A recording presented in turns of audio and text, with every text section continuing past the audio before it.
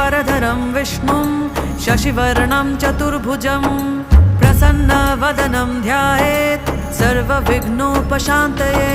व्यासं वसिष्ठनप्तारं शक्तिः पौत्रमकल्मषं पराशरात्मजं वन्दे शुकतातं तपोनिधिं। व्यासाय विष्णुरूपाय व्यासरूपाय विष्णवे नमो वै ब्रह्मनिधये वासिष्ठाय नमो नमः। अविकाराय शुद्धाय नित्याय परमात्मने सदैकरूपरूपाय विष्णवे सर्वजिष्णवे। यस्य स्मरणमात्रेण जन्मसंसारबन्धनात् विमुच्यते नमस्तस्मै विष्णवे प्रभविष्णवे।